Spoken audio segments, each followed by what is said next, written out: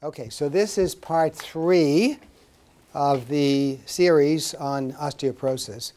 Those of you in the internet who have found part 3, hopefully you found part 1 first and then part 2, because you really need to go back to part 1, part 2, in order to pick up the threads here of what we're going to talk about.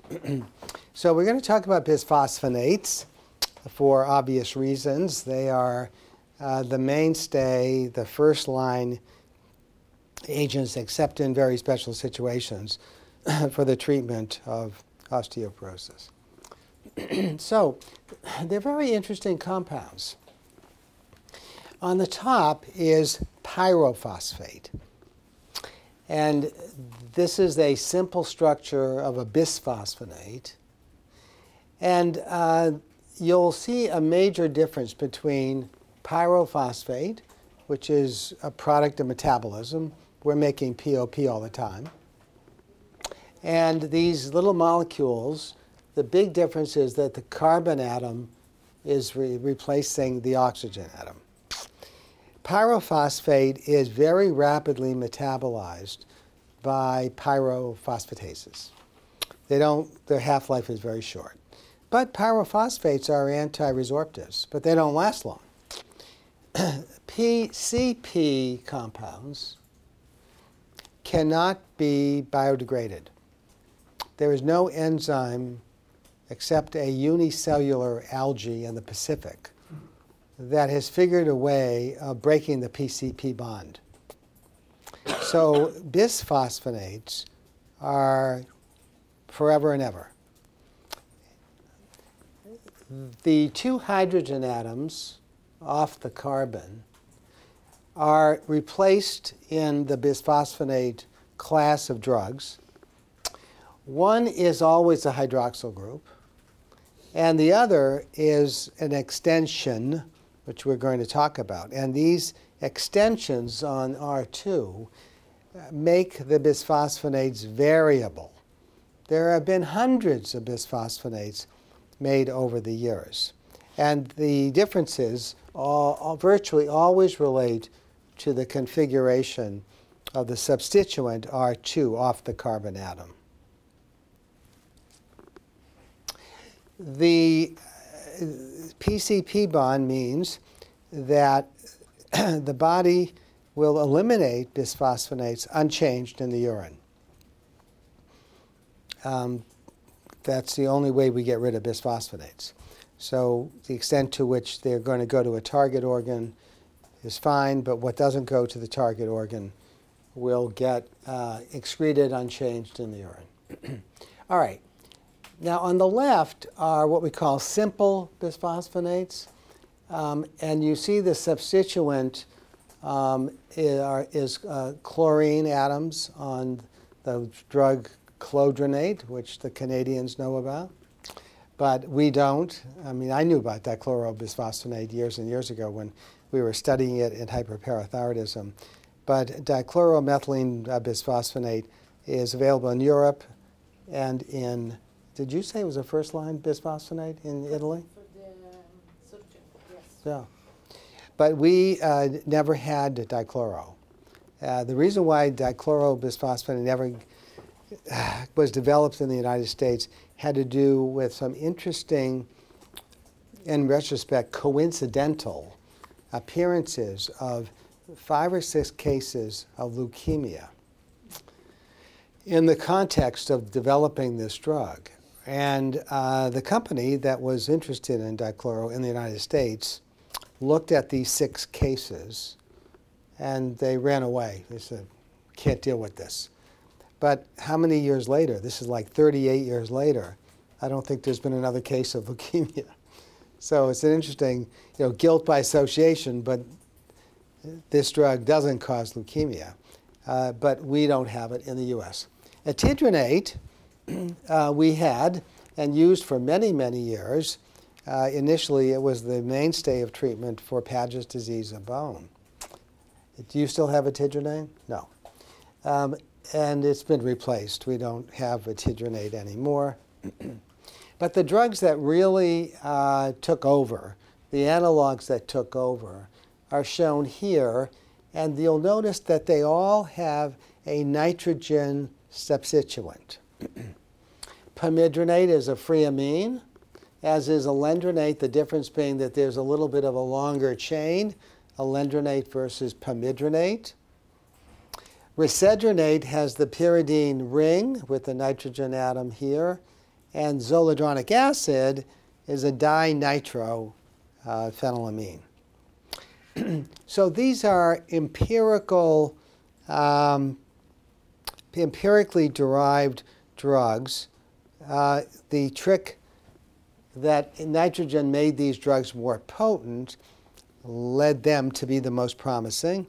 And as we know, zoledronic acid with the dinitro moiety is the most potent of all the nitrogen-substituted bisphosphonates. Ibandronate has the nitrogen tucked in a longer chain. So they're all variations on a theme. And I know there are other bisphosphonates in other countries, but we're limiting ourselves to this country. These are the drugs that we have available in the US. Now, in 1969, these three guys made bisphosphonates popular. Graham Russell, who is still active in Oxford, a wonderful man. When I was a resident here, he used to visit Dr. Robert Canfield, and he was sort of just one of my heroes. Still is. Still very active. Herbie Fleisch and Dave Francis from Procter. Dave Francis was from Procter & Gamble. Herbie Fleisch was from Davos, Switzerland. And these three really did define the bisphosphonates in the modern era as drugs that had potential for the treatment of osteoporosis. And this was one of their original papers in Science. And in those days, it used to be called diphosphonates, but now we call them bisphosphonates.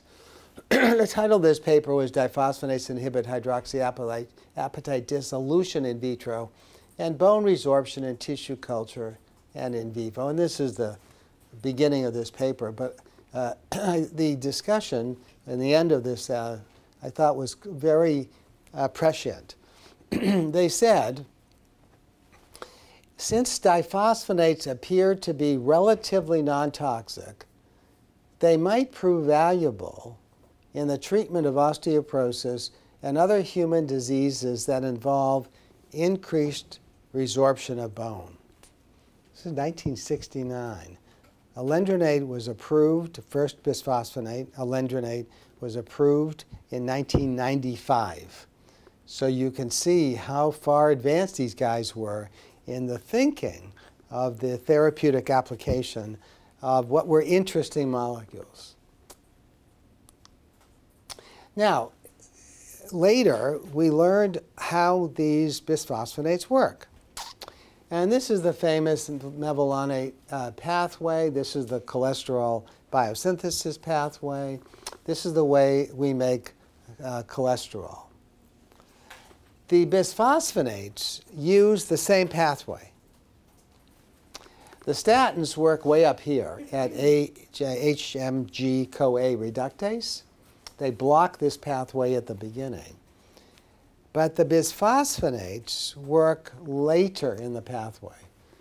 This was the first site, and then a secondary site was discovered. And they block the same pathway. And by blocking the cholesterol biosynthesis pathway, they interrupt anchoring proteins in the membrane that require cholesterol. And by blocking these anchoring proteins in the osteoclast, they render them dysfunctional, and in some cases, they die. The osteoclasts die. So here's a thinking question for you. So if the bisphosphonates block the cholesterol biosynthesis pathway, why don't they reduce the cholesterol? They don't, by the way. let me ask another question. If the statins block the pathway that osteoclasts need, why aren't the statins useful in the treatment of osteoporosis? It's a target problem. Hmm? It's a target problem. The biphosphonates are all in the bone, and the statins are not. That's the answer. So this is target specificity. So the bisphosphonates are not interested in the liver. They don't have any affinity for liver. And the statins really don't have any affinity for bone. So the target organ specificity renders the statins very useful for cholesterol because cholesterol is made in the liver, while the bisphosphonates happen to be extremely useful for bone because they go to bone. So if one of you who has a chemical background would like to make a drug that interferes with this pathway that has affinity for both bone and the liver, you'll win a Nobel Prize. Can you imagine? What a fabulous drug that would be. Well, to this day, no one has come up with a drug that would interfere with this pathway. If somebody, don't know what that is. Don't answer. Did you hear that the article in the New York Times on robotic calls? There was an article in the New York Times about robotic calls. If you see a number that you're not familiar with, don't answer it. But I'm waiting for a call, and I don't know what this guy's number is. Well, sorry. So anyway, that's where we are with regard to the target organ specificity and how these drugs have that kind of action. The bisphosphonates inhibit bone resorption by impairing osteoclast function. So here's an osteoclast, and it's a pumping cell. It pumps hydrogen ion out, and the exchange will mean that the bisphosphonates will accumulate in the osteoclast.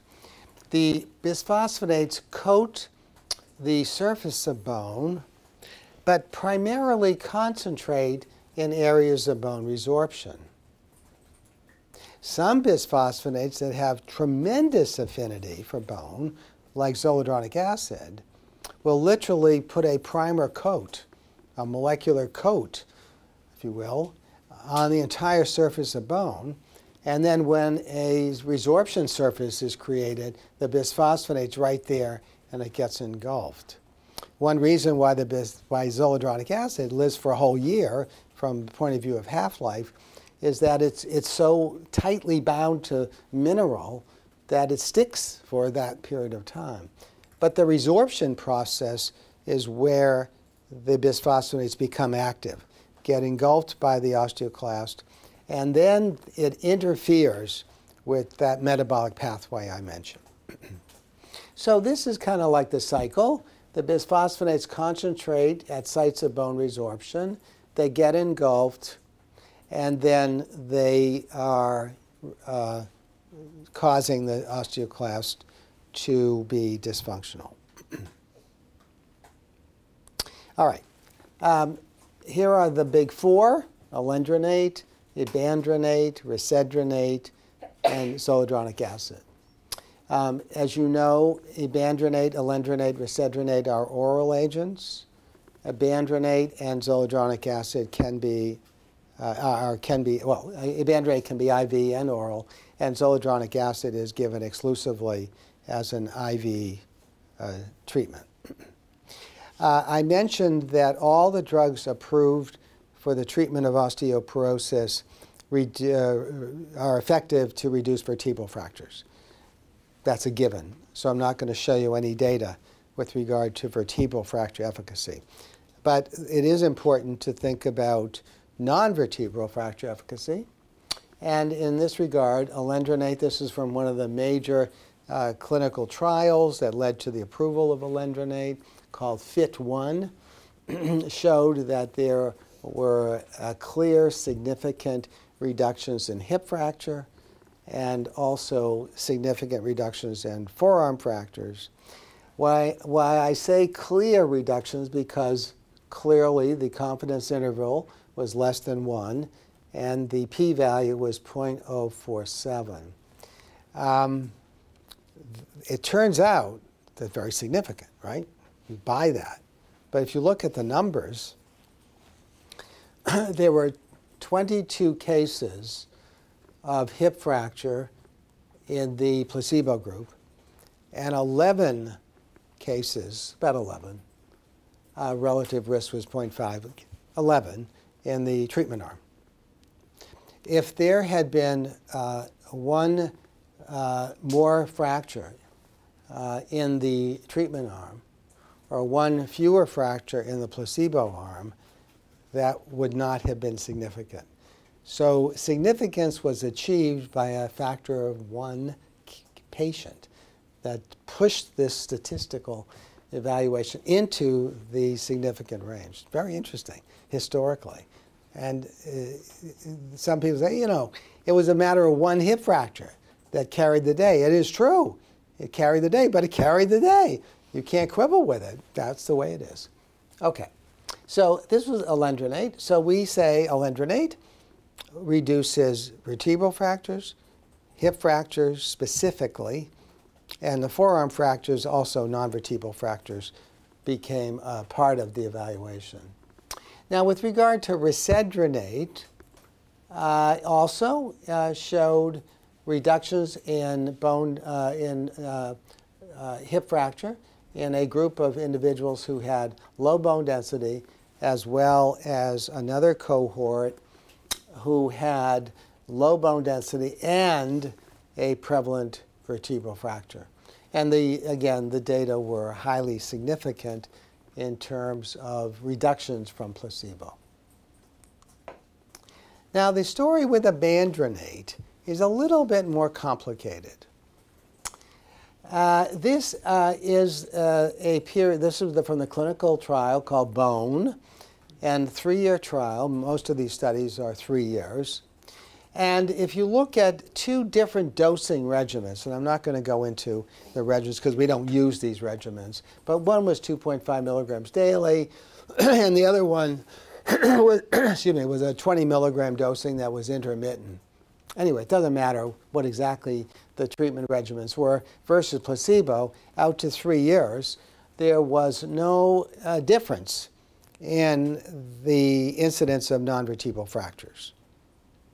And so, if you look at the package insert for Ibandronate, it will not give any efficacy data for reductions of non-vertebral fractures.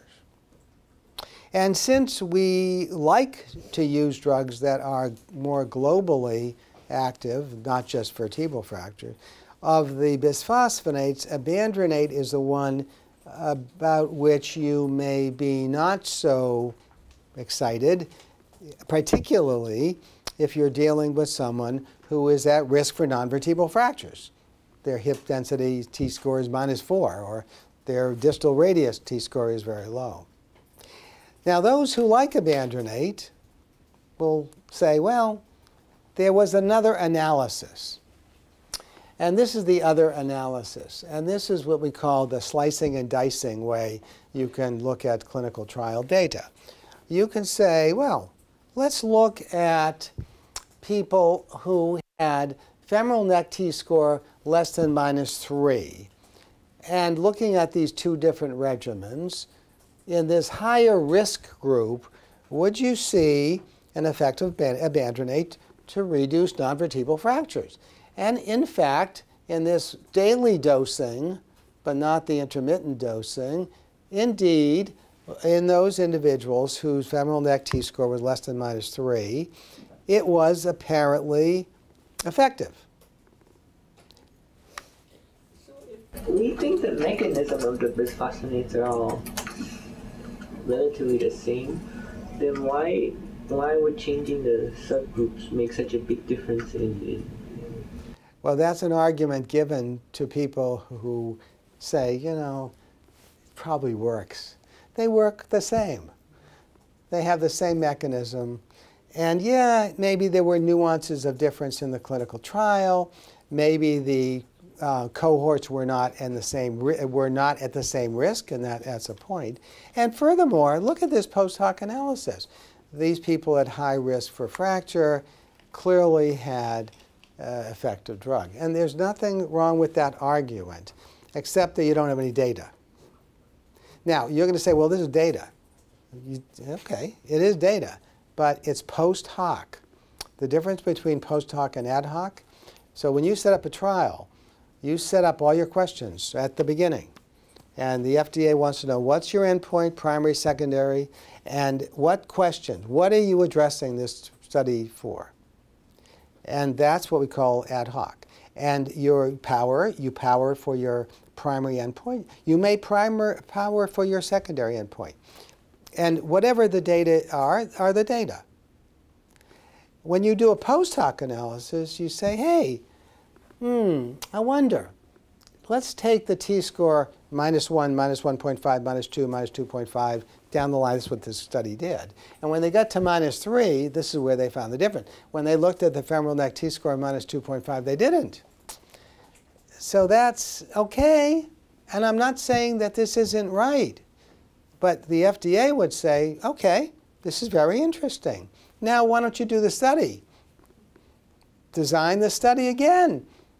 Well, that's another how many $100 million? Who's going to do that?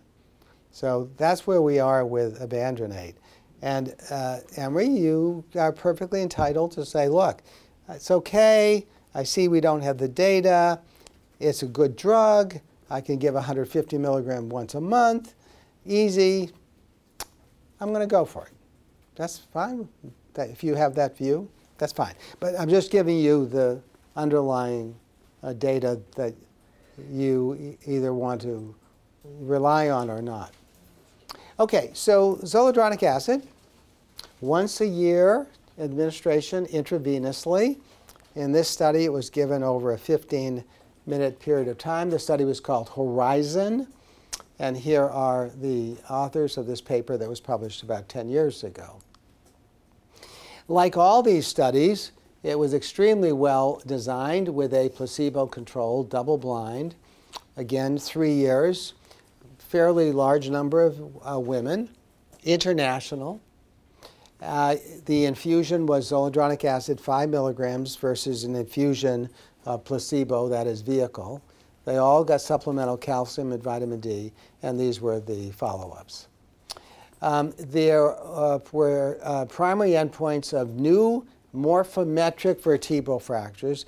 Morphometric are X-ray based. And the primary endpoint in this study, this was the first study where it was powered to look at hip fracture. It was pretty courageous. There were two stratum, and just to explain it. Stratum 1 were people who were not taking any other medicines for osteoporosis. They allowed stratum 2, which allowed any osteoporotic medication except for other bisphosphonates or teriparatide. So they had a group that was completely naive, stratum 1, and a group that had been or were concomitantly taking other medications. So this is recent. Yeah, they did it. I don't know. Don't ask me why. I can't tell you. I didn't design the study. So this is the 3-year study of morphometric vertebral on stratum 1 untreated patients.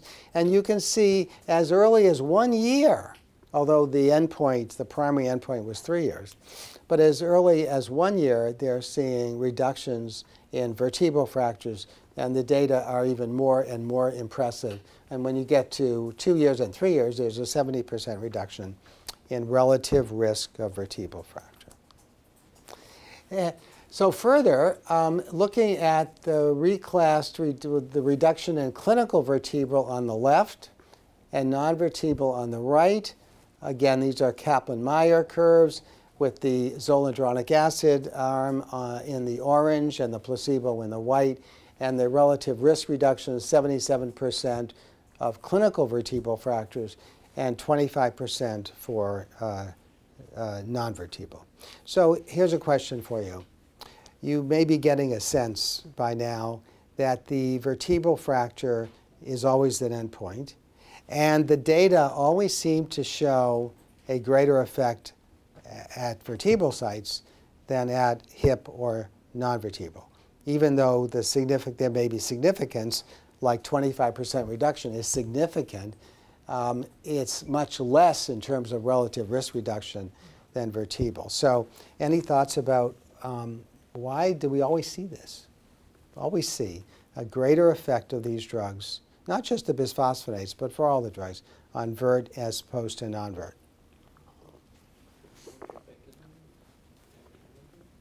Speak up, I can't hear you. More trabecular bone. All right. Yeah, what does that mean? More, I guess you can, because there's more osteoclast there. Okay. More effect. All right. You're kind of answering it, the question. Active, so there's Right. a process to interfere with. That's correct. So that's exactly right. So trabecular surfaces are much more active. There's higher bone turnover. These drugs work preferentially at sites of high bone turnover. So if you have a trabecular region, and the vertebral spine is 75% trabecular bone, these drugs are much more likely to do their thing, be effective, relatively speaking, than they would at a site like the forearm, which is cortical bone, where turnover is much slower. And the hip is midway between, so you'd expect perhaps a greater relative risk reduction at the hip, and that also is typically seen. Okay. And then this is the hip fracture data, and as I alluded, it's midway between. The relative risk reduction, vertebral 70%, non-vert 25%, and hip specifically, there was an impressive 41% reduction in hip fracture.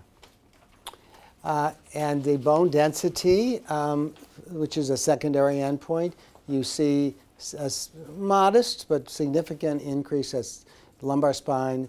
Again, always a bigger effect at this site in terms of bone density than the femoral neck and the hip. And then typically the distal arm over a 3-year period, you don't typically see very much change at all. Now, Reclast or zoledronic acid is a very powerful bisphosphonate. And if you look at beta-CTX, which is the bone resorption marker, you see very quickly, and they didn't take earlier time points, but certainly by 6 months in the orange, you see CTX has really gone down to 100 picograms per ml, while the placebo doesn't change. And these arrows, of course, are the annual doses. So very important point is that they're down, and when you get your next dose of Zol, really not much happens. You don't get further suppression. You're basically suppressed. Also note that for most of this year, there may be a little bit of an uptick in the last 6 months of the year, a little bit of an uptick. But the resorption markers, this is the representative one, continue to be suppressed. Now that's the general patient, Not always, but unusually, I mean, this is what you see. But every once in a while, I have a patient who by 6 months, by tracking the beta-CTX, she's back up. In fact, I have another patient who, for reasons that have to do with another disorder, she has a tremendously active skeleton. And by 4 months, she's recovered or escaped from the effect of zoledronic acid. And in that case, that one case, I'm giving her Zol every 4 months. I have other patients who by 1 year, they're still like this, and I don't always retreat them. This may be off-label, right? Because you're supposed to use it every year. But if the bone turnover markers are still down, I'll go for another 6 months and watch it again. And if it starts to come up in a significant way, I'll retreat, or maybe I'll go for 2 years. So everybody's different, but the average is a year. That's why this is a once-a-year drug. Now, this is the resorption marker. The next is the one of the bone formation markers, bone-specific alkaline phosphatase. And yes, you see a reduction, but if you compare the 6-month point, it's not really at the bottom of the normal range. And I don't know if it takes longer to get there because we don't have earlier time points. That's bone-specific alkaline phosphatase. If you look at P1NP, and again, we don't have the data at 6 months for P1NP, but by 12 months, you're really quite a bit down. And this line suggests that it may take longer, but I don't know if it takes longer for bone formation, that bone formation marker, to respond to Zol. But the sense is, and I showed you a slide last week, the sense is with these bisphosphonates that you get a more rapid reduction in a bone resorption marker. And then following that, because these systems are linked, resorption is linked to formation, you're going to get a concomitant downturn in the bone formation markers. But you kind of have, I mean, theoretically, you've re-altered the balance between resorption and formation so as not to be in such negative calcium balance.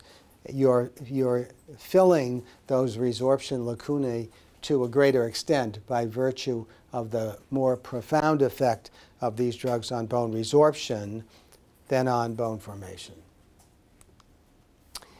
Also, interestingly, from this clinical trial, they measured height.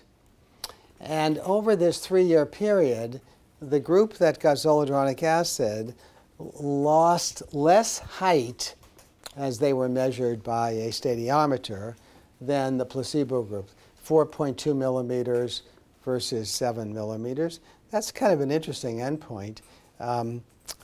Most clinical trials don't measure height as an endpoint, and this was kind of an interesting point. So the other part of this Horizon trial looked at the effect of this drug to reduce subsequent clinical fractures in those who had already sustained a hip fracture. Okay, so this is secondary prevention. And they used a big study. 2,000 received Zol after about a month after the hip fracture, and 1,000 received placebo. And they could, like the stratum 2 of the first Horizon trial, they could receive any other therapy except a bisphosphonate.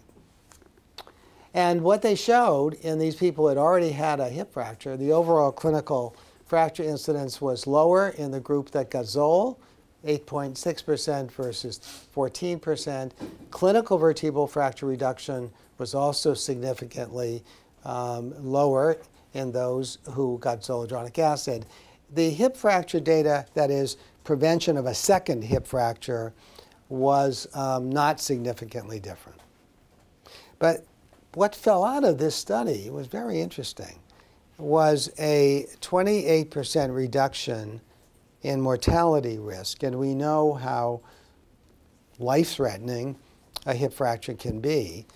Here's the Kaplan-Meier of mortality, all-cause mortality, showing that there was a better outcome. And this wasn't specifically related to mortality of the hip fracture. You could say that that was part of it, but it was all-cause mortality. And there have been some studies in the literature that have suggested that alendronate and other bisphosphonates have favorable effects on other systems, like all-cause mortality, cardiovascular disease.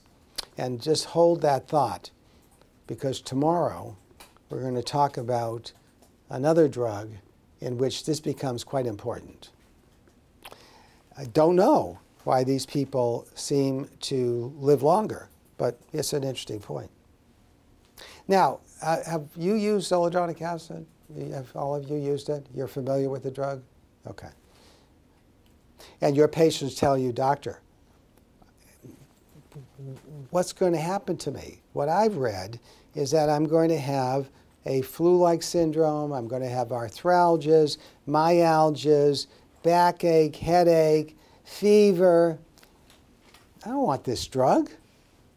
Well, what are the data? Here are the data, the flu-like syndrome.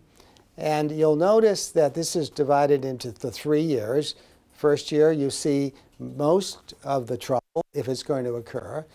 That is fever, 15%, myalgia, 8%, flu-like illness, headache, arthralgia. The second year, much less. The third year, even less. So if they have trouble, it's most likely going to be after the first infusion. How do we deal with this?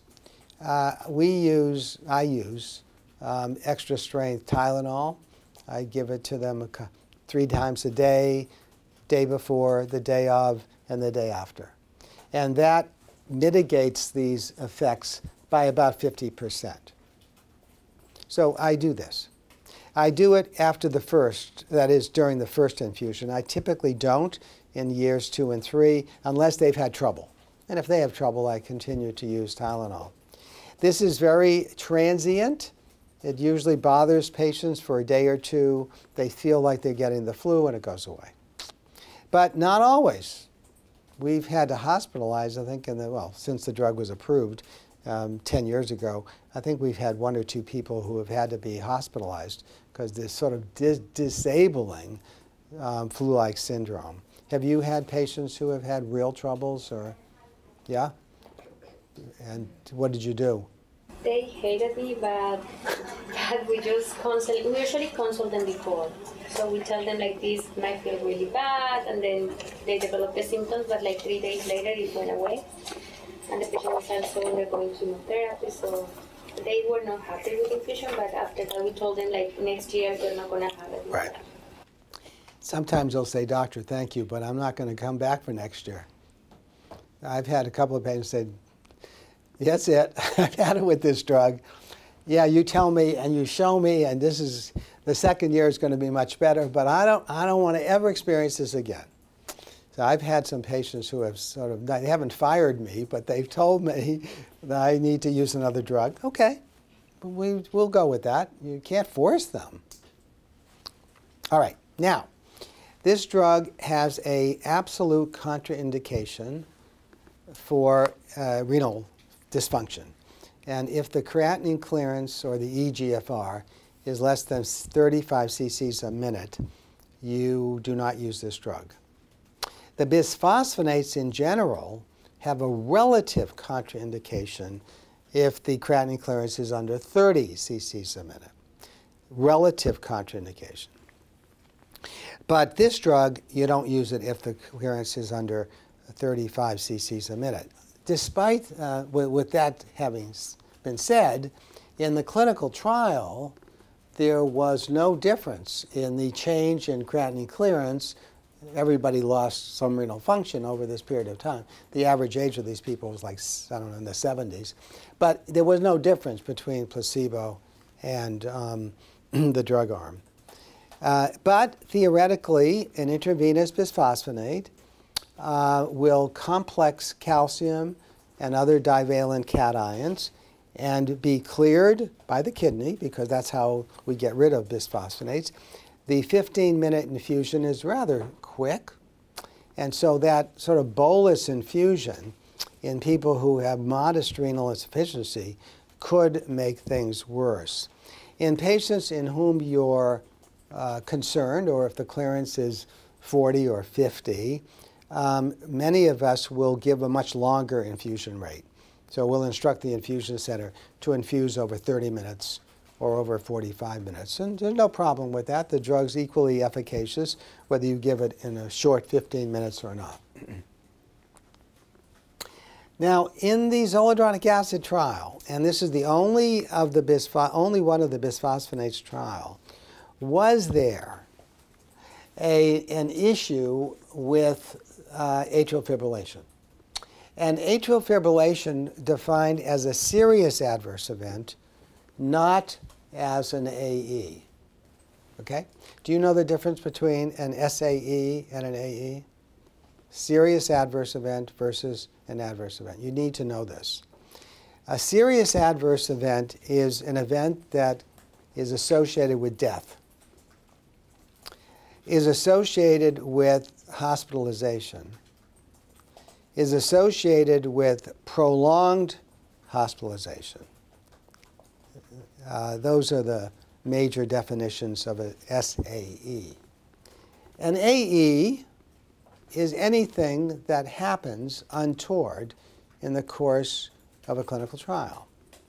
So if you had the world's best monitors, and these studies are monitored, every so often the monitors come in, they look at all the data, they record, they see what's being recorded, and you have a good study site. What do you think would be the percentage of AEs, not SAEs, AEs, in a study like this one?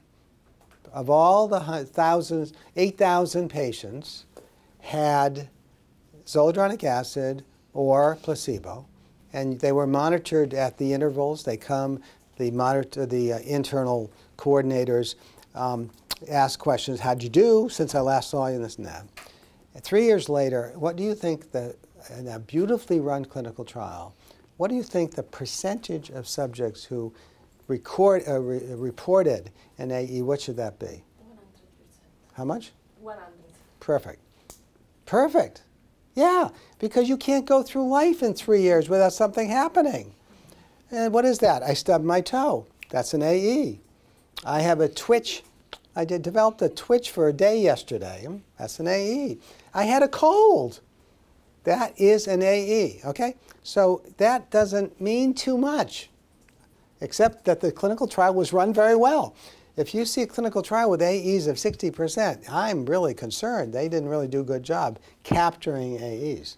Now, SAEs are completely different, of course. And the incidence of SAEs, usually are somewhere between 10 and 20%.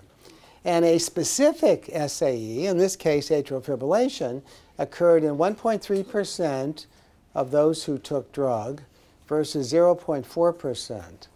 While, again, as I mentioned before, there was no major difference in the AE rate. Now, it's a problem because it's important. What is this AE? Is this something that's going to happen? And the question is there any plausibility to the bisphosphonates, in particular Zol, leading to atrial fibrillation? Well, a couple of thoughts. The SAE occurred more than a month after the infusion. So if Zol is complexing calcium in the circulation, which it does, and thereby diminishing free calcium transiently, and if somebody has, I don't know, an irritable SA node, calcium is very important for SA node function, as are all cations, you can imagine some membrane instability occurring, but not a month later. If that's going to happen, you would expect it happened quickly, right after infusion.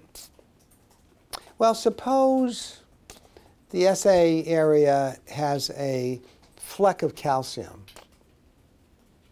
and Zol is infused, and the zoledronic acid goes to the SA node because there's calcium there, and tweaks that and causes atrial fib.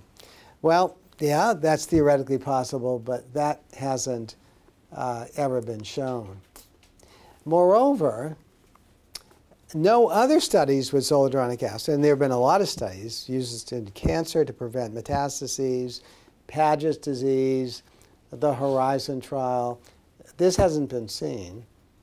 And the other bisphosphonates, the only bisphosphonates for which there may have been a whiff of interest in atrial fibrillation, was in the major clinical trial with Alendronate. But the p-value, as they did a p-value for that AE, was 0.07. So, but it's really unclear and biologically probably unlikely that the bisphosphonates cause or are etiologically associated with atrial fib. But I'm just asking questions, not necessarily probing too much. But so how come in this case we say we try to justify, through our biological logic, the data, but in other cases like romosozumab, the difference wasn't maybe as big as in this, I think, between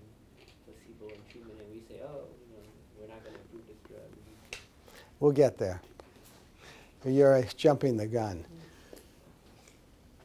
I don't want to talk about Romo yet, because that's down the road. A lot of it is perception and other reasons. Some of you are going to ask me, well, would I use zoledronic acid in someone who has a history of paroxysmal atrial fibrillation? Would you? Honestly, would you? What I've told you, I don't believe that it causes atrial fib. But I have patients who have PAF, and I don't use the drug. I don't use it. What about somebody who's in atrial fibrillation? I don't mind that at all. It's not going to be a problem if they're already in chronic atrial fib. But I do know this, and do no harm. We have other options. If someone has a history of paroxysmal atrial fib, I will not use a bisphosphonate. All right. Now, this is always an important question, or two, and it's even more important now. How long do these drugs work, and how effective are they? So the FLEX trial was the continuation of the FIT trial. These are people who received 5 years of continuous alendronate, and then they were re-randomized for another 5 years. And I'll show you what the scheme is. They started at FIT, half got alendronate, okay, and then 5 years later, they were eligible for the second 5 years. They were re-randomized into a placebo, that is, they went from alendronate to no treatment, or they went from alendronate to alendronate 5, because there were 2 arms, or alendronate 10. It turned out that the 5 and 10 milligram doses were indistinguishable. So the data were actually analyzed as either going from drug to placebo or drug and drug.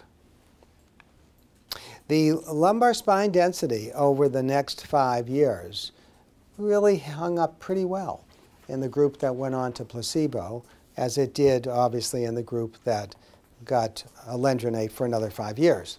But in terms of the hip, this is the group, the blue or pink is the group that continued on alendronate. And this is the group, the white triangles, that went on to placebo.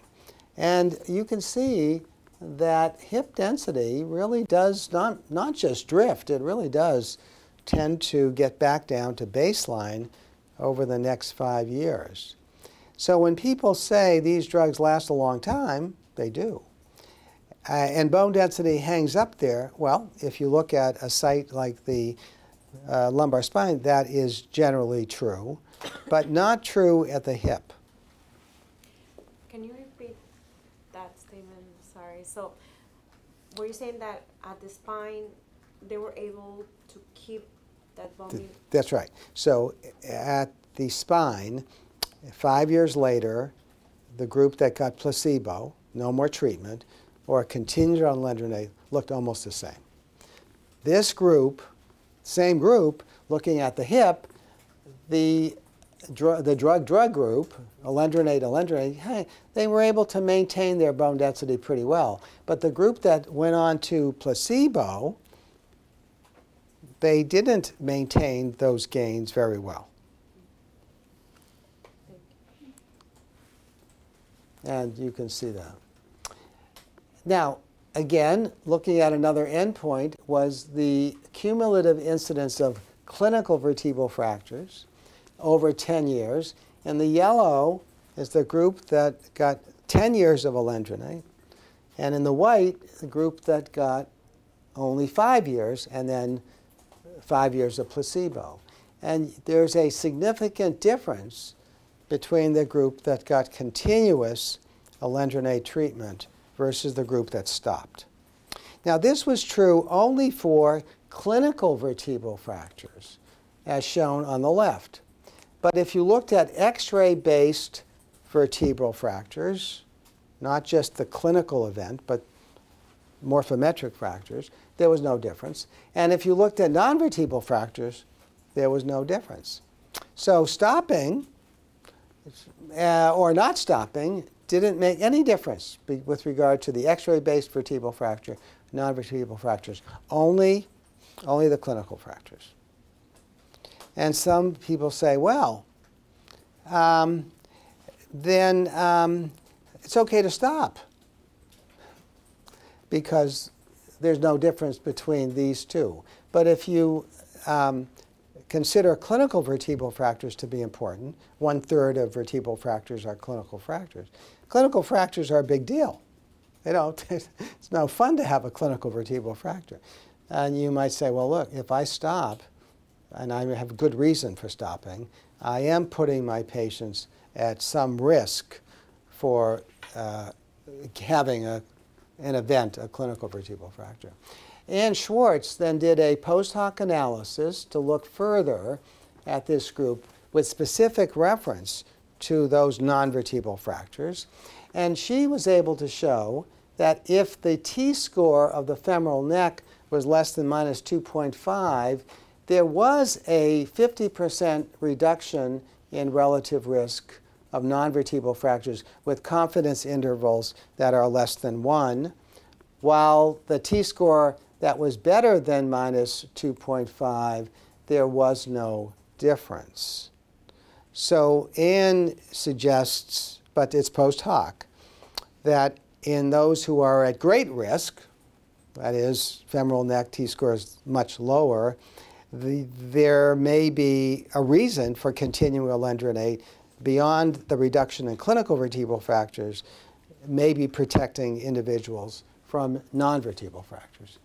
So the long-term benefits of bisphosphonates, comparing those who continued versus those who didn't, there was a little bit in better bone density, bone density of the spine, but it really wasn't major difference. There was a little bit of a difference in terms of hip, as I've shown you, a 50% reduction in the risk of clinical vertebral fractures, and a 50% reduction in the risk of non-vertebral fractures in those with T-scores at the femoral neck of less than -2.5.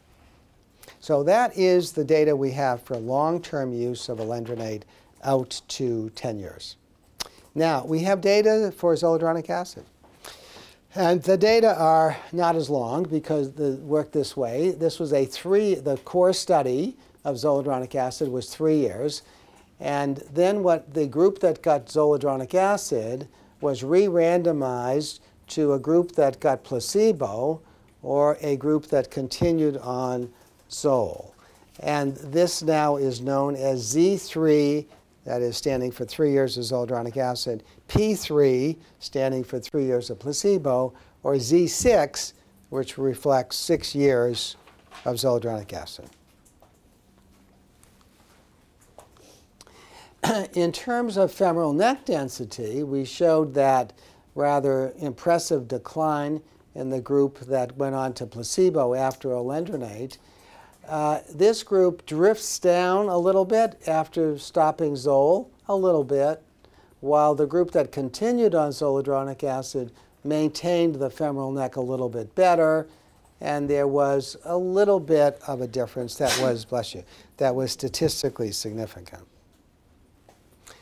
So that's the femoral neck density. Now, if you look at X-ray-based fractures, not clinical fractures, as was the case with alendronate, but X-ray-based fractures, there was a significant reduction in the group that continued on zoledronic acid for 6 years versus the group that stopped. And that is to be compared with the core study in which there was also perhaps a more impressive reduction in morphometric vertebral fractures. But in this extension study, that difference was maintained statistically. In terms of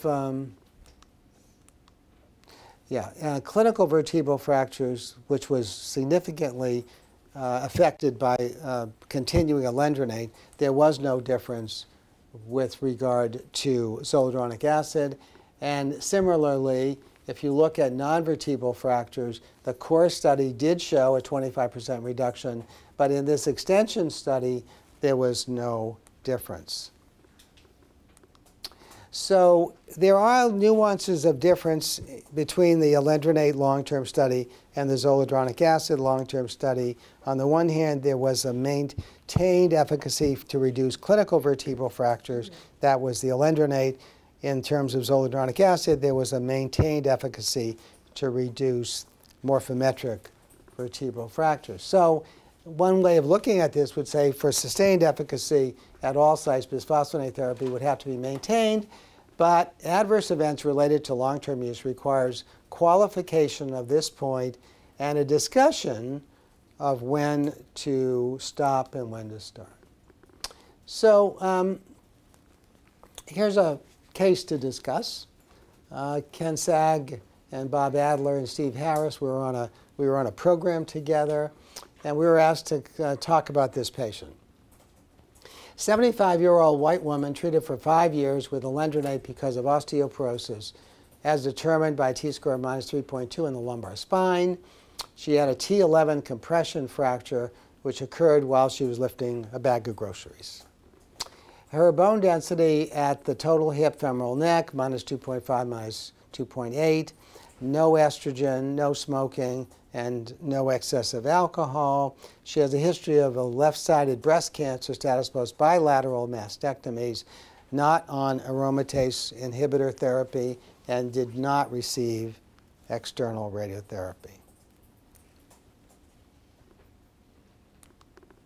So 5 years later, she has no more fractures.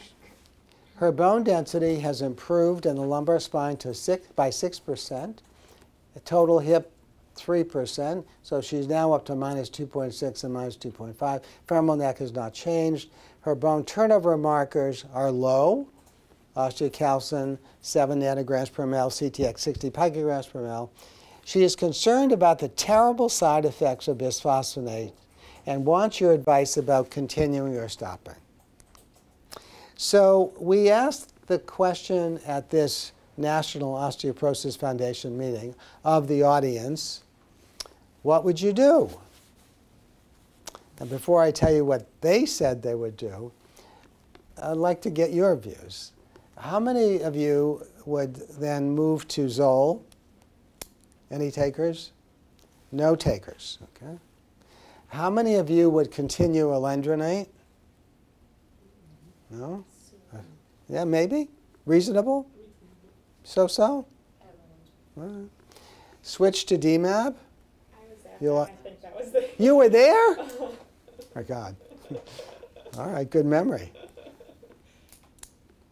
All right, do you know what they answered? I'm going to give you the answer. I don't think most people chose that answer. I think it was stop therapy. All right, all right, good. Well, we'll see. So, switch to DMAB. Any takers here? All right.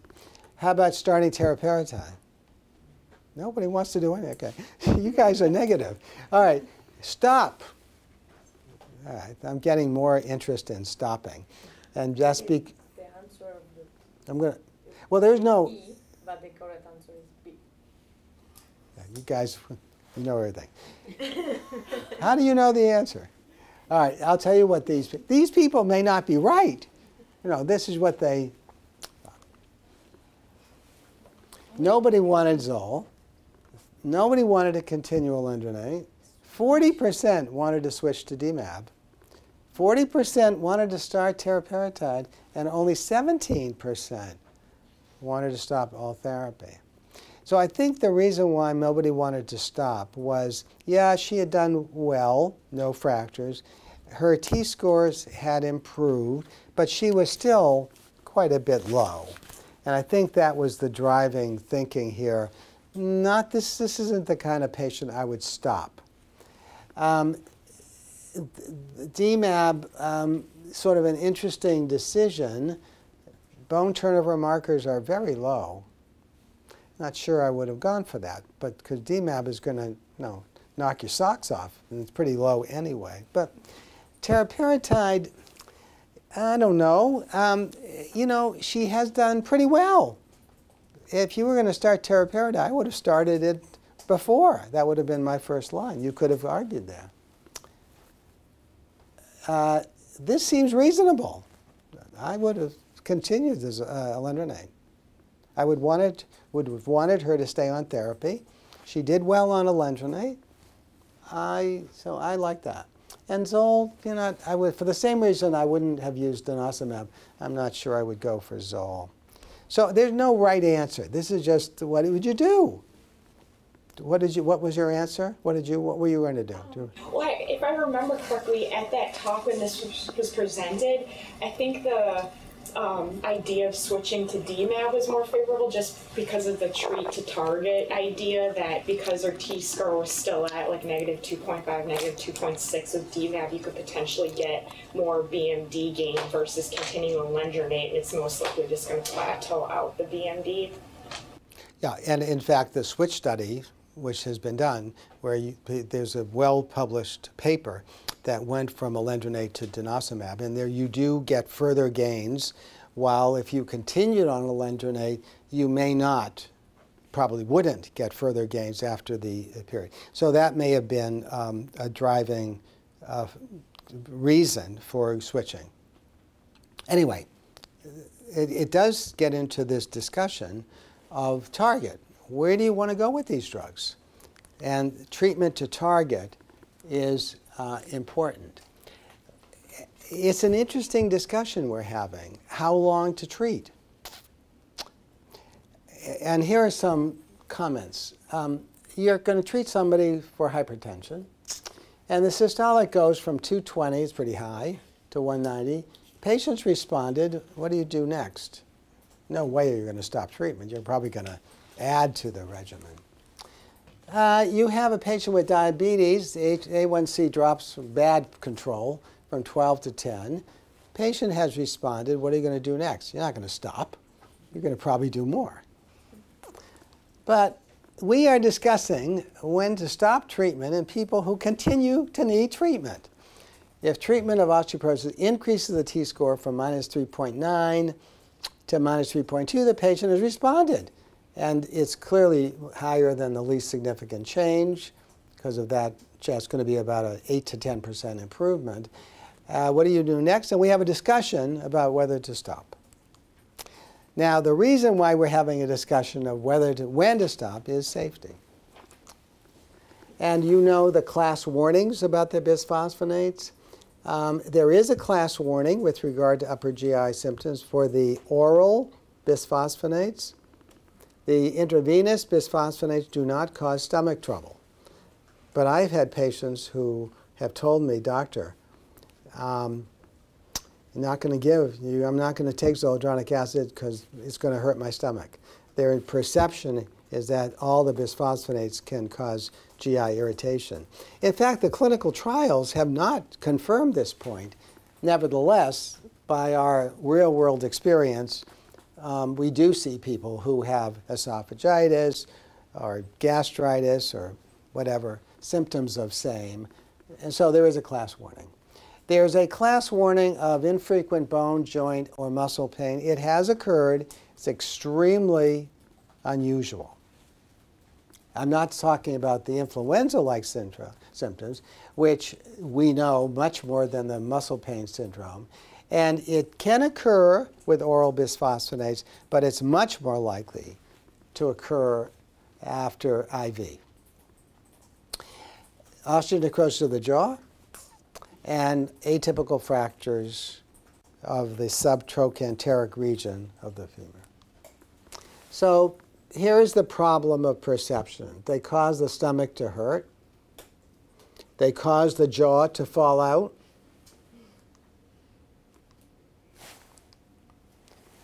This is a real problem. Here's a drug or class that clearly reduces the incidence of fragility fractures. But the irony is that this class of drugs, these bisphosphonates, have been associated with a fracture. So that's the, if it had been associated with an itchy left ear, you wouldn't worry too much, would you? But the strange thing about this is that these drugs reduce fractures and, quote unquote, they cause fractures. Some people even think they cause cancer, esophageal cancer. There's no evidence for them causing cancer. So, and they're all the same. They all cause trouble. So, on June 2nd, 2016, Gina Colata, who was one of the great New York Times medicine reporters, had a front page article. This was on the front page of the New York Times. And I put out what she said at the beginning, very well said. Millions of Americans are missing out on a chance to avoid debilitating fractures from weakened bones, researchers say, because they are terrified of exceedingly rare side effects from drugs that can help them. It was very, very well said. And the article goes on. You turn the page, you get to page 11, and she keeps doing well, talking about balancing risks and benefits. And then, at the end of the article, she quotes a patient. From a patient. Reports of drugs causing the jawbone to rot and thigh bones to snap. It's scary. So all the good that Gina did in this article was undermined, I think, by this quote. Paul Miller, at the University of Colorado, one of the founders, actually he is the founder of the International Society of Clinical Densitometry, a major figure in our field. He happens to be trained as a nephrologist. He was quoted, in fact, this picture comes not from exactly this one, but he was in the New York Times. So what Paul said was 10 to 40 in 100,000 osteoporotic patients taking the drugs, these are the bisphosphonates, have sustained a broken thigh bone. Fewer than 1 in 100,000 have had the jawbone problem. But if you look at preventing fractures, you only need to treat 50 people to prevent a fracture, but you need 40,000 to see an atypical one. What he was trying to say was that the risks of this rare event are so much less than the risk of having a classical fracture that will be prevented by the bisphosphonates. And it comes down to a few points. No drug is safe. We've quipped that if aspirin were reviewed by the FDA now, no way it would get approved. It's really one of the great drugs of our history. Nothing you do in life is safe. Be careful when you cross Broadway. You know, when I'm in Greece, I say, be careful when you cross the street in Athens. Be careful when you cross the street in Beijing. And you just have to consider the efficacy against the risks. The potential risks of bisphosphonates, we've talked about upper GI, atrial fib, osteoporosis of the jaw, subtroch, femoral shaft fractures, and esophageal cancer. So this is ONJ. Pretty bad. Have you seen ONJ? Anybody? You saw one? Mm-hmm. Okay. Very, very unusual. And it was a malignancy, so she's on much higher doses. Oh, yeah. Of So you will see it in malignancy-related treatments. The bisphosphonate doses are much higher. Granted, we do see it with a greater frequency than the doses we use for osteoporosis. I have seen a few cases of the doses that we use in osteoporosis, but it is rare. So what is ONJ? It's an area of exposed bone in the maxillofacial region in which there is no healing after 8 weeks after first being recognized by a healthcare provider, as opposed to a patient saying, I have this hole in my jaw and it's been there for 3 months. You don't know. It's usually triggered by something, a tooth extraction, or a significant or oral surgical procedure.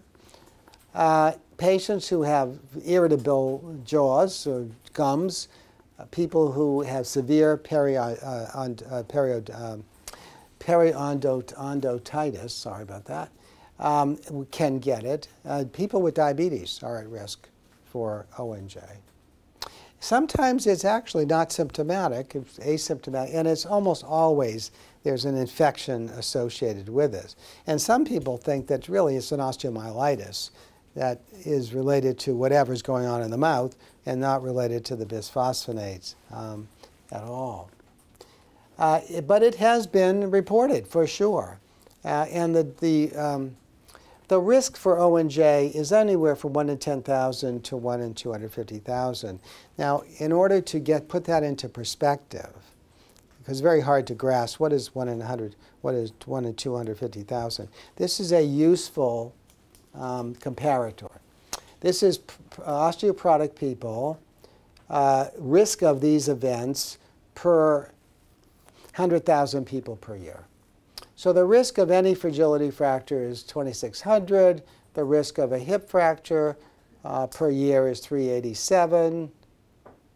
The risk of anaphylaxis from a penicillin shot is 32.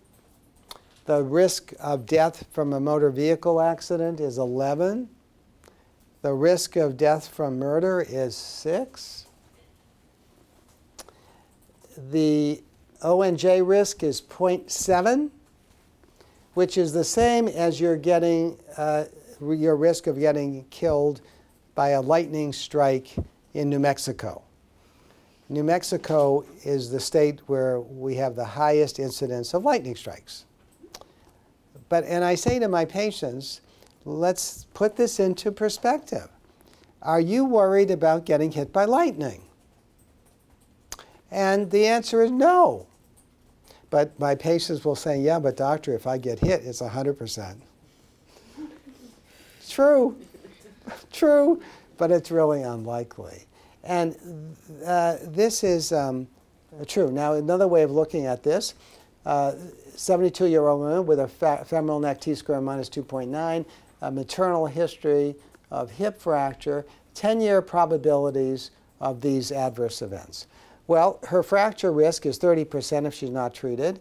Her fracture risk if she's treated goes down by 50%. And again, these numbers, fatal and motor vehicle, murder, O&J, they're not even above the baseline. The only where you get to AFF is there a little bit of a note here. But relative to the treatment effect, it's remarkable. And that is with 10 years of treatment? Or? Yeah, these are 10 years of probability. Yeah, assuming 10 years of treatment. So again, O&J, predisposing local factors, diabetes is a condition. No one has related it to bone turnover. People say, well, it's oversuppression of bone. That has not been shown. And people have said bisphosphonates accumulate preferentially in the jaw. That has never been shown. So it really isn't clear why this association is made, but it is. The position of the American Association of Oral and Maxillofacial Surgeons, this hasn't changed over the years. The current level of evidence does not support a cause and effect relationship between bisphosphonate exposure and osteonecrosis of the jaw. That issue has quieted down. Okay. How long should we wait if the patient has like dental drop down to start the bisphosphonate? Yeah, I was just going to touch on that. Yeah, so good, thank you. So it used to be that the dentist would not even clean the teeth of someone who's on a bisphosphonate. They wouldn't even do routine dental hygiene. And now they're okay now. They've sort of got the message that it's okay to clean the teeth. In someone who's going to have a major dental procedure, tooth extraction, severe gum treatments, dental implants, whether you like it or not, you're going to have to stop the bisphosphonate because dentists these days won't treat. So, and you know, and I know, that when you stop alendronate, you're not really stopping alendronate. There's a long-lived effect. But the dentists are happy if you stop. All right, so don't get into an argument with them. Stop it. Stop the drug. And now, how long you should wait? I say there's no rationale for stopping, and there's no rationale for giving a time. So I say 4 to 6 weeks. Go ahead. And with zoledronic acid, it's a little bit more complicated because it does, you might want to wait. Patient's gotten a shot of Zol and then needs something. You either have to do it. I mean, the patient has something needing an extraction. You have to do what you have to do. Can't wait a year and the tooth might be in worse shape. But if you can wait, if it's dental implants and what have you, nobody knows. 6 months, take your pick. But you do have to stop. You do have to stop. And the best thing is not to get into an argument. Don't argue with the dentist. They're in control. Can I ask the same question about DMAP? Yeah, okay. Same question? Pretty much about how long would you need to, I guess, wait before restarting it, maybe? Yeah. Because I would assume that the 6 months when the dose is due, if you hold it, that's going to be the time that you get a procedure. We'll get into that tomorrow. Later? Okay. There's a different answer to that with DMAP. There is any rationale to suggest the antibiotic prophylaxis? Because some The antibiotic prophylaxis? yes. I don't know. Do you have any information on that? I don't know why, but sometimes when the dentist have to do something urgent just to calm down everyone, they say, oh, do the antibiotic prophylaxis and prevent the tooth. Yeah. I don't like prophylactic antibiotics. Geez, that's all. I've heard of antibiotic rinses. Oh yeah, the chlorhexidine. Well, if someone has ONJ, the chlorhexidine rinses are very, very good. In fact, if someone has ONJ, you have to be very careful with the treatment. Major surgery is out. Do not do major surgery. But little debridement, just clean out the area and use the hexachloroidine rinses and they heal. They heal. It's very unusual that someone has prolonged trouble with ONJ. It has occurred, and they've developed abscesses, and it can be a mess. But it's usually very easily treated.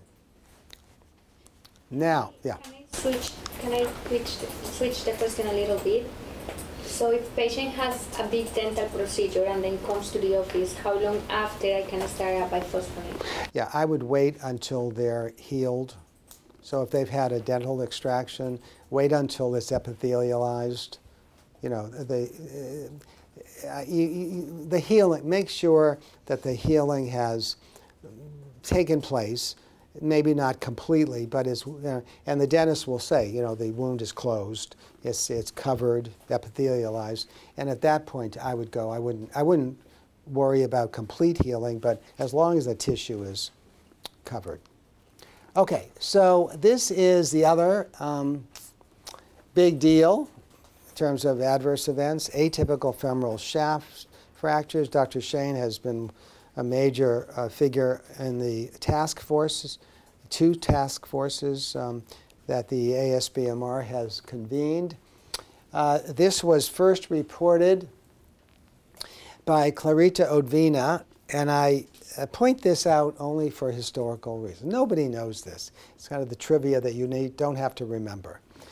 But I was the editor of JCM from 2000, January 2000 to December 2004. And the last paper that I accepted was this one. And I said to myself, I remember saying this to myself, this is going to be a big deal.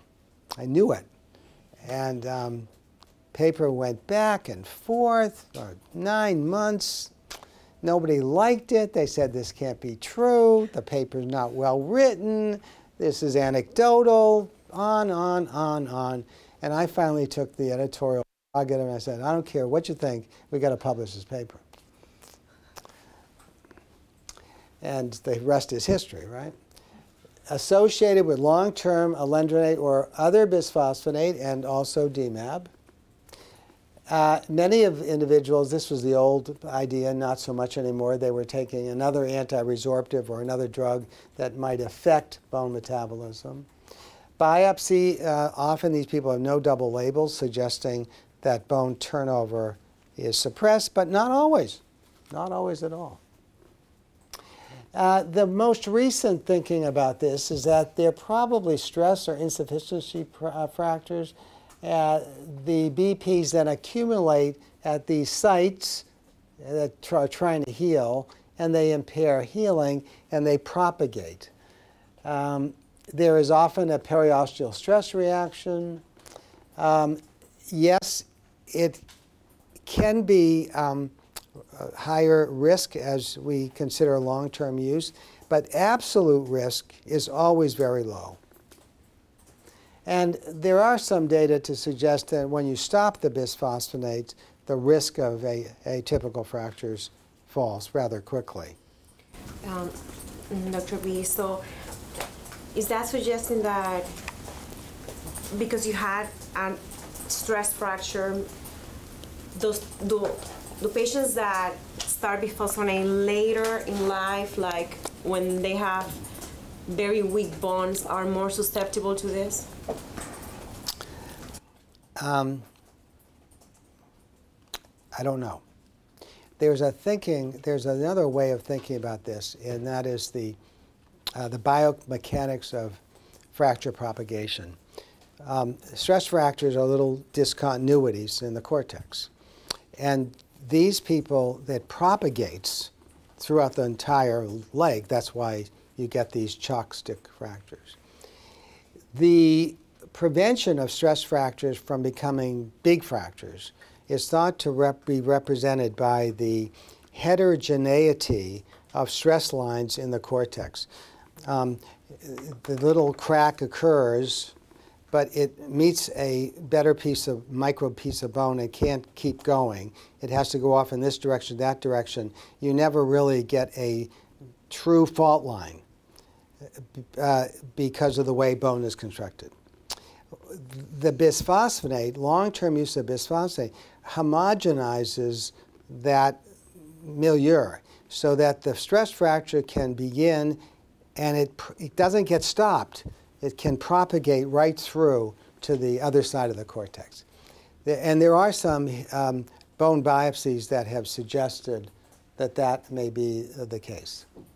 Lower limb geometry and Asian ethnicity. These reports in the aggregate were first reported in Singapore, and we know that Asian women are at greater risk.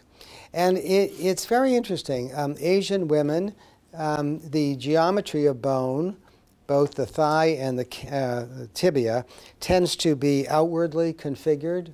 If you look at the Asian woman's leg, it's a little bit curved this way laterally, and the tibia too. And that is thought to change the stress lines. There's more stress on the lateral cortex in an Asian woman than in a Caucasian woman. And if you look at the cortex of some Asian women, before they even have started a bisphosphonate, is thicker. And one of the characteristics of this syndrome are thickened cortex. So is that predisposing? In fact, the Hologic company now will sell you a software package that allows you to scan. You probably know this from Neil's done some nice work here. Yeah, are you doing that? Getting down? Mm-hmm. So there's a way the software will scan down well below the usual site where the DEXA image stops, so you can begin to see and quantitate maybe the cortical thickness before you start. Any news on that yet? The study we're doing right now is with patients following total knee replacement, so we're using it to assess cortical parameters and BMD in the distal femur region around the hardware. And the software goes all the way down to the distal femur? Mm-hmm. Yeah. Yeah. So that's a thought. Maybe we should be screening people at baseline with this new image and see, and maybe we'll be more cautious in people who already have thickening. We won't treat as long and, make some adjustments based on what we'll know. So the decision, this is my opinion. Neil likes to say, opinion. He also does make his slides opinion, in fact. Most of the slides, if we did that, most of our slides would be opinion. Decision on long-term bisphosphonate treatment should be individualized. Some women, particularly at lower fracture risk, may consider a drug holiday for a period of time that is dependent upon their fracture risk. It may be beneficial for women, particularly those at high vertebral fracture risk, to continue bisphosphonate therapy for additional years.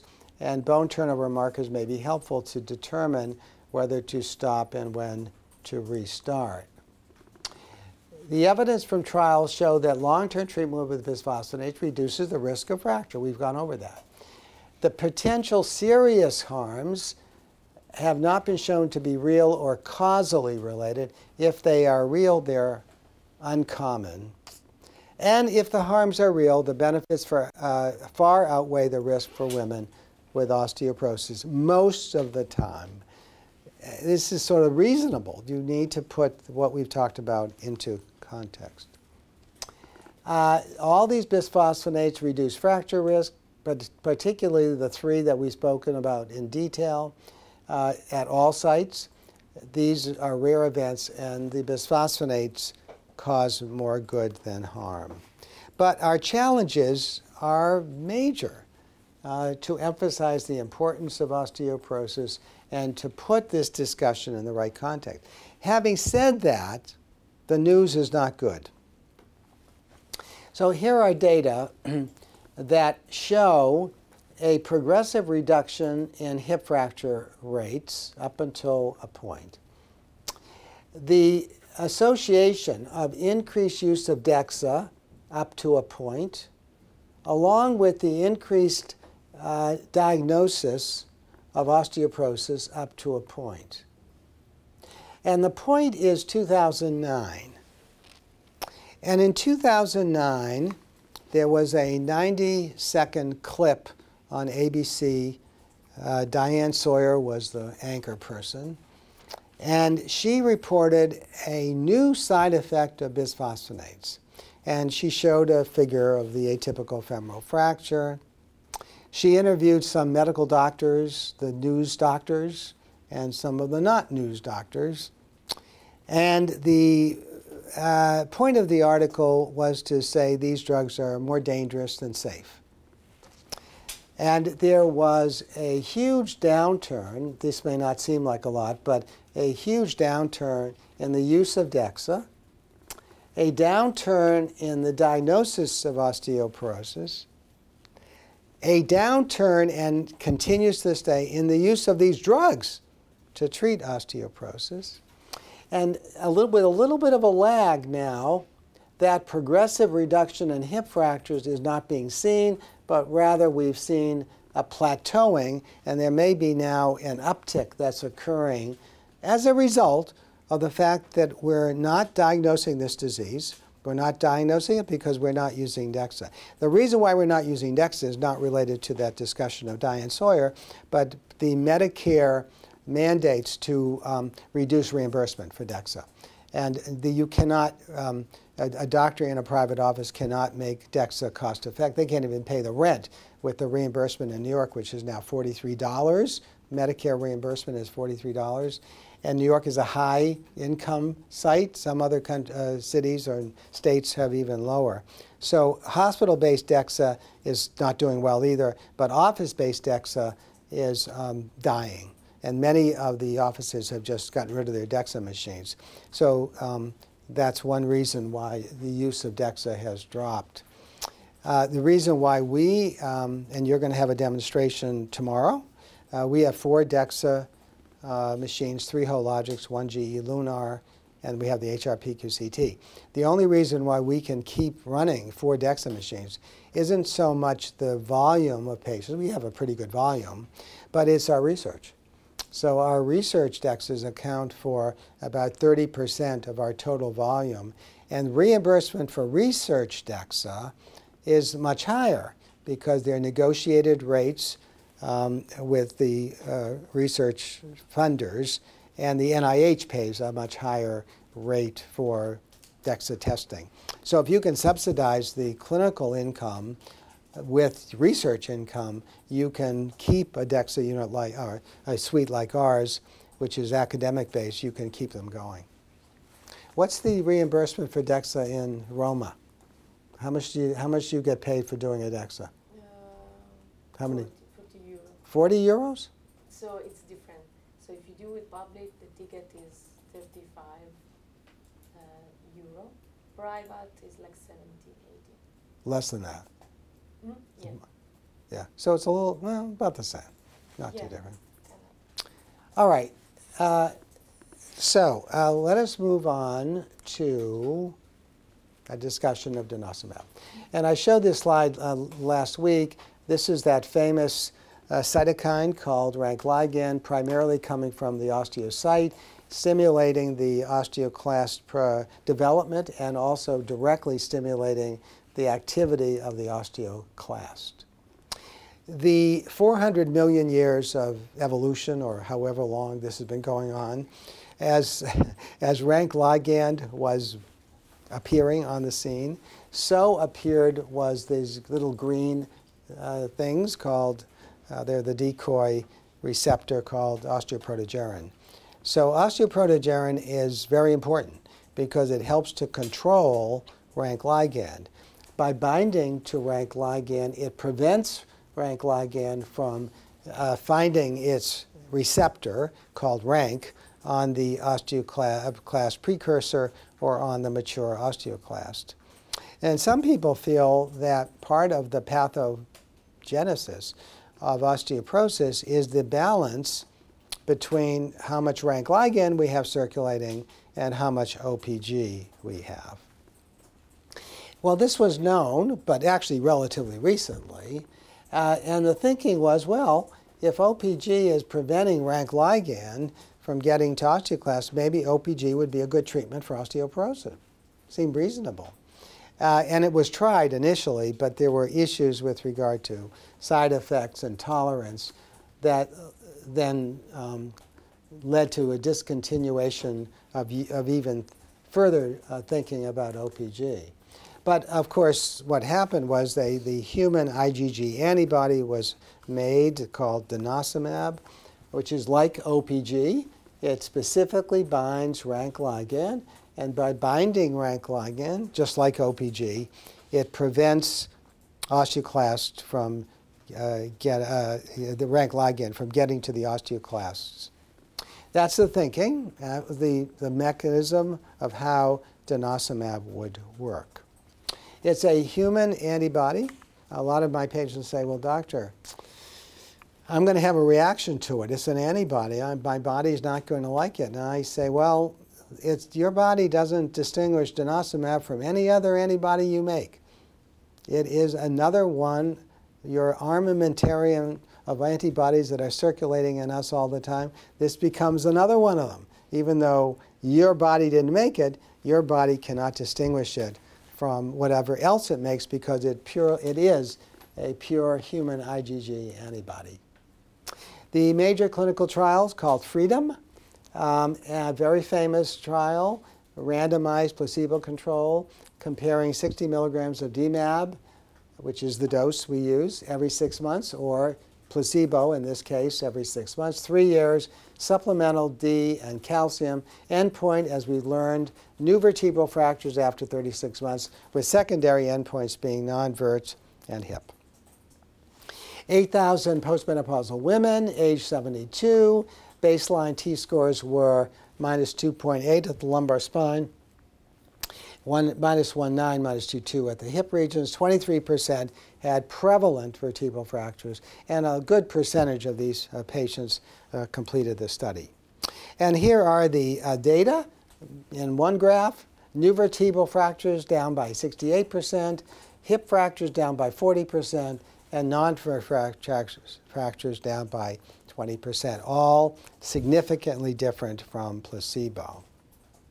So again, typical endpoint of an efficacious drug, a greater effect on the vertebral fractures, next in line hip, and next in line all non-vert fractures. Now this freedom trial was continued for another 7 years. So we actually have 10 years of continuous usage of DMAB. We also have the placebo group switching to open-label denosumab. We do not have placebo control for 10 years. We only have placebo for that freedom trial period. This placebo group goes to denosumab, and they were followed for 7 years. And this is a very interesting graph. This is bone density after 10 years of denosumab. And this is hip, where there's a 9.2% gain. The placebo group gets switched to DMAB, and they take off with the same slope as did the group that took DMAB at the beginning. If I showed you the lumbar spine 10 years later, the increase in bone density is 19.7%. Now think about it. 19.7%, they say 20%. A t-score is worth about 10%. You go from -3 to -2, that means you probably gain 10%. If you gain 20% bone mass, it could mean that you've gone from a t-score of -3 to a t-score of -1. That's where this treatment to target idea has really become interesting when it comes to denosumab, because denosumab over time has a capability of making that kind of sea change of your bone density. Uniquely different from every drug we've seen so far, bone density continues to go up. Every other drug you know about, including teriparatide, bone density plateaus after 3 or 4 years, but not denosumab. I don't know why. I have an idea. I'll tell you my idea. Actually, I have 40 slides on my idea, but I took them out. I mentioned before how parathyroid hormone level goes up with denosumab, and doubles, and it stays up for 3 months out of 6 months. If you block rank ligand and PTH goes up, you might be tweaking that Wnt signaling pathway that PTH also likes. So maybe some of this effect of denosumab for continuous gain of bone density is because rank ligand is blocked, so you're getting an effect there, blocking bone resorption. But PTH is going up, and you're tweaking the anabolic pathway and the secondary gain associated with the effect of DMAB on PTH. That could be a reason why bone density continues to go up. I do not know, but it's interesting. Now look at this interesting non-vert fracture. It takes time for non-vert fractures to become evident. And as you can imagine, although it's not totally convincing, that the longer use of DMAB, and again, blue is the treatment where you lose the placebo, there's a suggestion that there may be a progressive reduction in non-vertebral fractures. So this seems to be true, now more true now that we have the DMAB data. When bone density goes up, fracture risk goes down. We've always believed that. We also believe that you can get fracture protection without changing bone density. But if you do get that additional benefit of bone density, you'll have a greater effect. So here's the expected 1-year non-vertebral fracture incidence. And as the bone density improves at the hip, you have a progressive reduction. This is from the DMAB data. But very interestingly, once you get to a t-score of -1.5, you seem to reach a plateau, suggesting that that may be a target. maybe if you can get the t-score up to minus 1.5, maybe up to minus 2, maybe further increments in bone density are not going to gain you further reductions in fracture. So maybe with denosumab, different from the bisphosphonates, you have a potential of improving bone density to a point where you're saying, I've done everything I can do, and the patient's reached my target. And in fact, if you look at reaching a target, looking at percentage of subjects who reached a t-score of better than minus 2.5, you got 82% of subjects who got to better than minus 2.5. Minus 2.2, only 53%. If you want to get to minus 1.5, only 23% of subjects are getting to that theoretically target.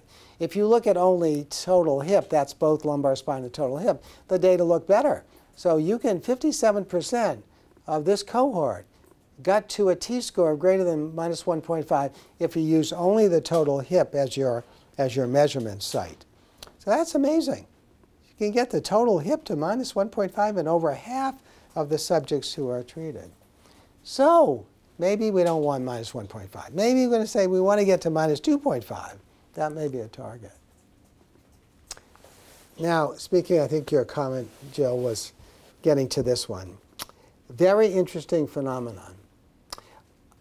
All classes of drugs, except for the bisphosphonates, have reversible actions on bone. And here are the data for denosumab. Looking at CTX, it plummets, and this is 2 years later. This is from the phase 2 trial. Then it is stopped. By the way, bone density is beautifully going up, right? It stopped, and the CTX drops very, very quickly, and bone density plummets. Bless you. It's amazing. It goes up, and look how quickly it goes down in about a year to baseline. And this was of concern, obviously. The concern is when we have a rapidly falling bone density, fracture risk goes up just by virtue of bone loss, rapid bone loss. Whatever the bone density is, if bone loss is occurring rapidly, this can be a problem. But we didn't know, and we now know, that when bone density falls after DMAB is discontinued, is fracture risk increased. Here's the placebo group after placebo was stopped, no change. This is the DMAB group after DMAB was stopped in terms of vertebral fracture rate. And those who had prior fracture, again, no change in the placebo stopping, but stopping DMAB, the vertebral rate per 100 subject years went from 2 to 12.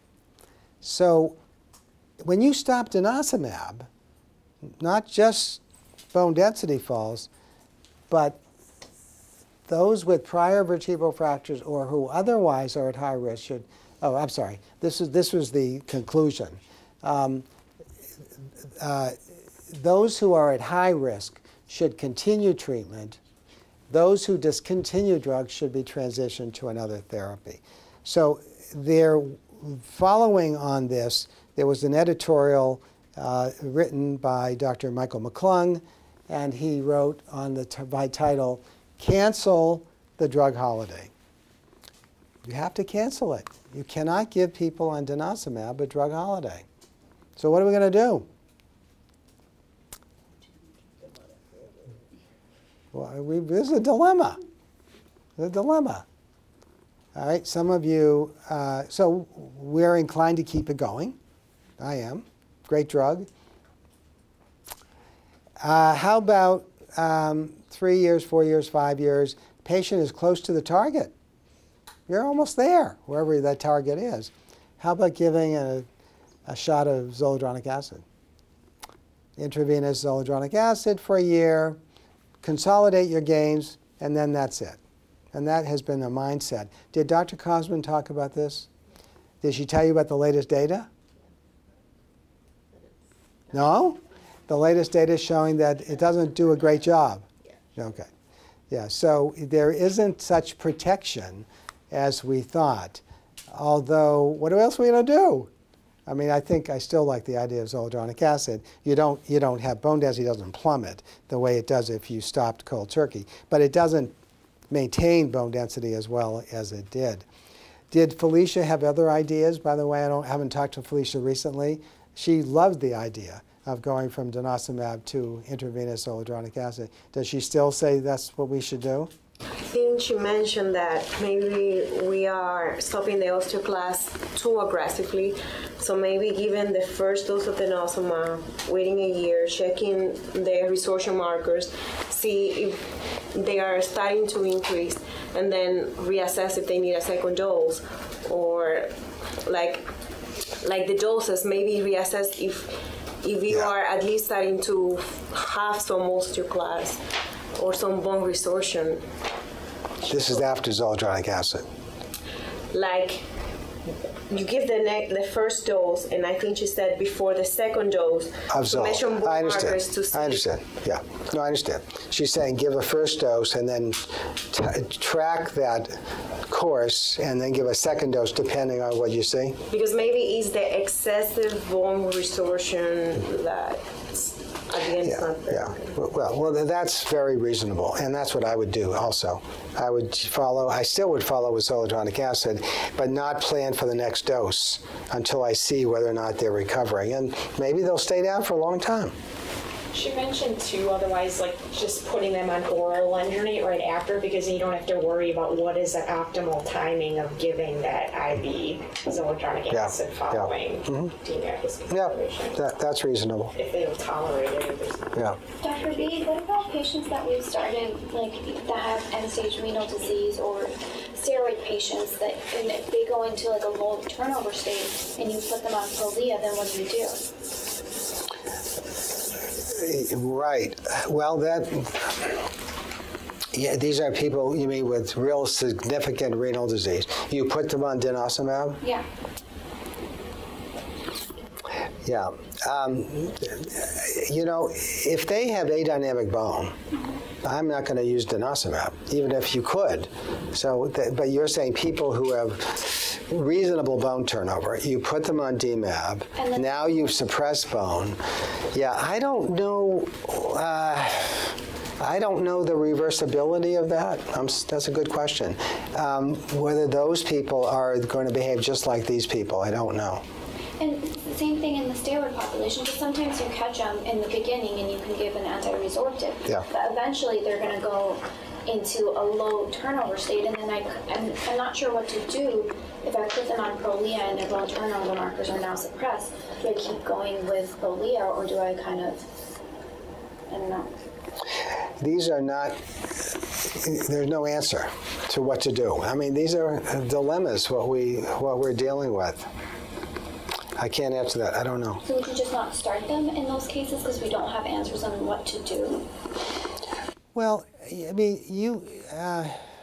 the group, the glucocorticoid group is also, different because they've got a disproportionately greater reduction in bone formation than bone resorption. So if you use DMAB, you're going to block bone resorption and maybe allow bone formation to continue. There are options for teriparatide, as you know. Teriparatide actually is very attractive in GIO. In fact, the head-to-head comparison with Alendronate and teriparatide showed that it actually was better, not just in terms of bone density, but in terms of reductions in fractures.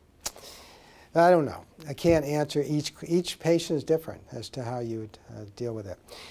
We're running out of time, and Dr. Silverberg's coming at 11, so I need to give you a break.